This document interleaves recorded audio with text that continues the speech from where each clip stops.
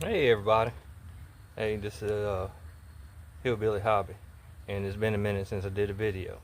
So I figured, well, got to work on the Jeep. It's nothing major this time. It's not a major concern. It's just actually resetting the radio. It's an aftermarket radio.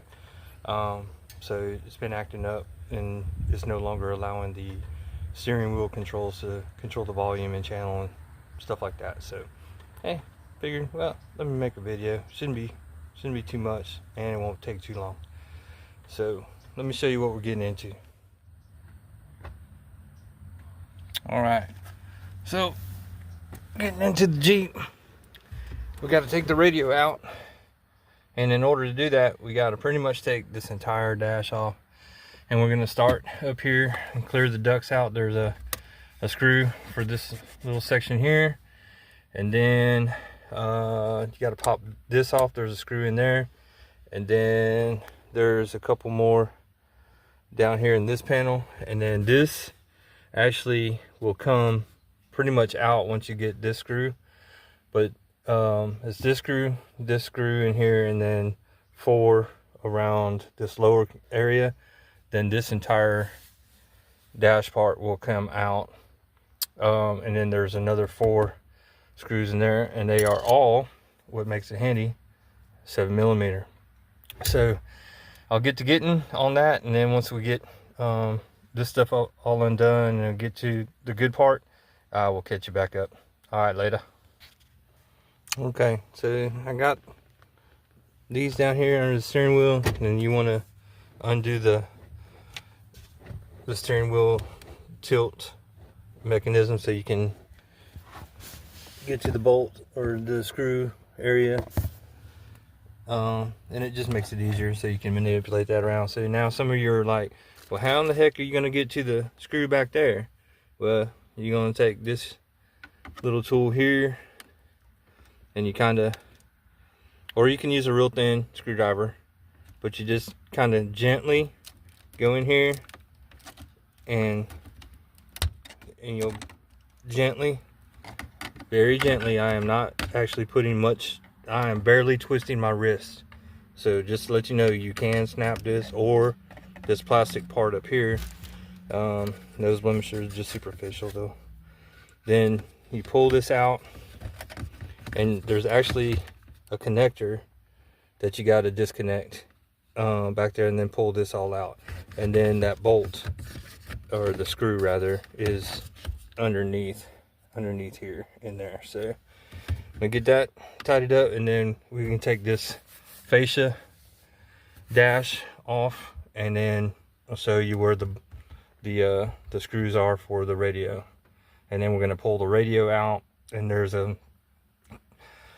just a rat's nest of wire. I'll show you, you'll see, it's absolutely ridiculous, but it's really because there's no space behind. This is a very skinny dash, so there's really not a whole lot of space. And your vents, you know, take up your vent ducting in behind takes up a lot of space. So it's just a mangled mess of wires back there. I'll show you. And there's a little blue box that is what controls the steering wheel controls for the audio, and they're actually on the back side. Sorry, they're actually on the back side of the steering wheel. So on this side is channel up and down, and on this side is volume up and down on this side. So there's a blue box that controls, provides the source power for that, and just basically it's a matter of resetting that blue box. This is a pain in the butt, but at the end of the day, you do it enough. Now I did get this Pioneer at Best Buy, so it is a lifetime warranty because they installed it. So I'm gonna just do this a couple to see if I can get it to stay. If I continue having issues with it, I'll just yank it out, take it back to Best Buy, and actually just have them install a new one. So definitely buyer beware. You know, I know a lot of folks that they put their own radios in. Hell, I did when I was younger too. Just, you know, go buy it, put it in yourself. That's great, but just know that with these newer ones that do the Android Auto, Apple CarPlay, and all that stuff, and then you can connect a backup camera, all of this newfangled stuff. There's a lot of circuitry and things of that nature to it, so just, you know, giving you a heads up, you may want to, instead of just buying it and putting it in yourself, or at least have them install it initially, and then from there, that way you at least know if you have any issues, you may be able to resolve them yourself like I do, but at least you'll have that warranty to replace the dang thing if it just doesn't, you know, work at all anymore. So I'm gonna do a fix, see if it takes. If it doesn't, then at the end of the day, I just call Best Buy back, take it back. So let me get this this fascia off, and we'll get to the getting. All right, so got all the bolts or nut screws, whatever the hell you want to call them, off.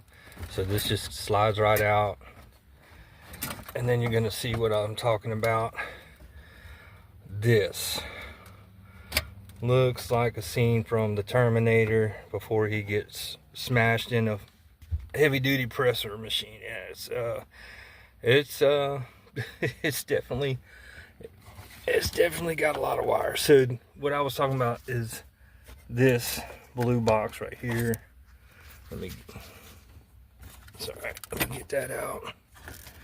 Let me get that mangled. Yeah, all right, so there is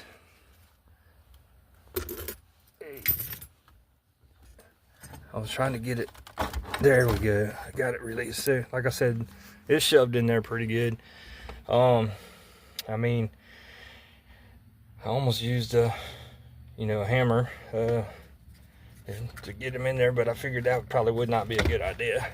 So what we're gonna do is, there is a light that you can normally see through here, a red flashing light that lets you know it's on, and as you see, it is not. So typically what you can do is just unplug this. Sorry, here, let me set this down. Usually it's not that bad, I've done it before. All right, let me try the other hand. I may not be able to get it with just one hand, but anyway, let me do this. Okay, so I pulled that connector out, plugged it back in, and then this fuse, inline fuse, you also want to take out and then plug it back in. So we're going to do that. And now that I did that, you can now see the blinking light. So we've set it back, and I apologize that something went awry when I tried to hit play to continue the video from, I wasn't trying to make this multiple segments, I was trying to keep the video all together, but obviously I hit something and went to another screen, so when it came back I had to start another video stream. So this is continuation from the previous. We took this connector, unplugged it, plugged it back in, and then this inline fuse, take it out and plug it back in, no lie, and then that resets this power pack. So now we're going to button everything back up, and we will op test for the steering wheel controls. For, like I say, this side is the channel change, and this side is the volume up and down, and those quit working. And then it also was having some issues connecting to Android Auto, even with it being connected directly to the phone from the USB cord. So most of that, all that is this issue right here. Just so you're aware, it's not anything internal to the radio. I've even reset before I went to, once again, tear the entire dash. It's no secret. I've done this enough times that all in all, it probably was less than 7 minutes to get me to this point, because I've done this so many times. There's also a reset right there. You use like a ballpoint pen or a paper clip or something. There's a little reset button hidden here on the bottom of the radio on the right hand side, and you can also try resetting that. Well, I did that multiple times, but it did not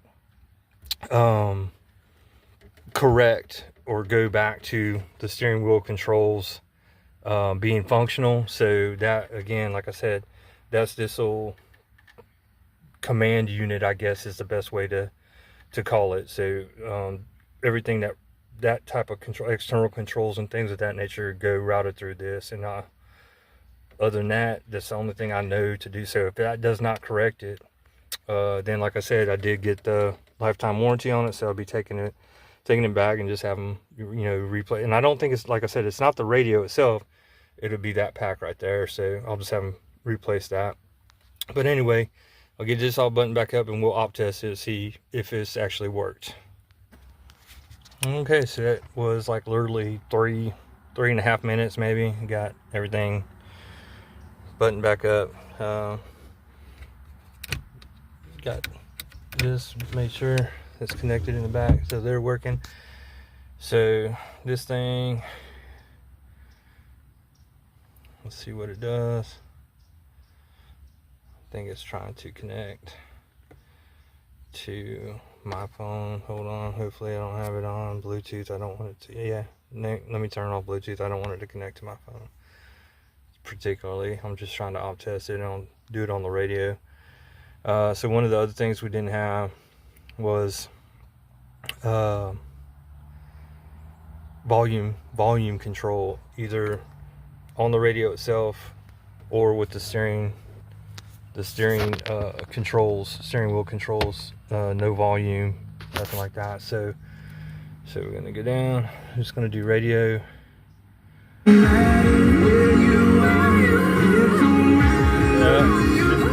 Obviously still no volume on that.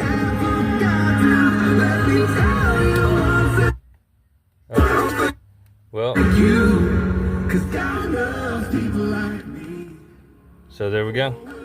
So we got it back to the steering wheel. So we'll see how long this lasts.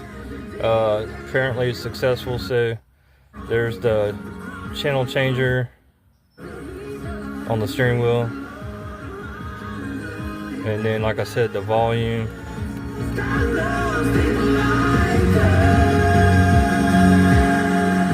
the steering wheel controls working. So I may need to do a reset on the radio to get the volume controls on here. But at this point, like I said, we didn't even have any volume, so I'm not really terribly worried about the volume controls on the radio itself. I was more concerned with the steering wheel. But if just so you know, to give you an idea of how we'll just do, to show an example, this is how you reset. There's like this little button right there. Use a pen and you just push it in very quickly, fairly quickly, and then just lightly push until it goes off, and then remove the pen, wait for it to reset. Now that it's reset, we're gonna get to probably have to reset the time and date and all that good stuff. Yeah, so anyway, I'll get back to that. So let's see now. Yeah, so it appears to be an issue. The volume control, at least on the radio itself, may be an issue, with the radio, but at least the steering wheel controls are working again. So that's a good thing. That's the main thing. So anyway, so now that that's done, now I'll get to wash her down, and we're gonna prep her for Mardi Gras coming up. So I'm gonna be setting up some decorations on the rear tire, and then change the halo lights to alternate green, purple, and yellow for Mardi Gras. So I'll do another one on that once I get to it here in a little bit. But first I'm gonna wash her, and like I said, it's a fix. But if you go to do that, if you have a similar issue and you go to do that, and resetting that blue controller behind the radio, if that does not work, then resetting the radio itself with that little button doesn't work, then there may be something. It may be just a manufacturer's issue or whatnot. Maybe something you may need to take to the installer, whoever installed it. Like I said, recommended having it installed at least initially to get that warranty. But anyway, hope you all are doing well. Happy New Year, everybody.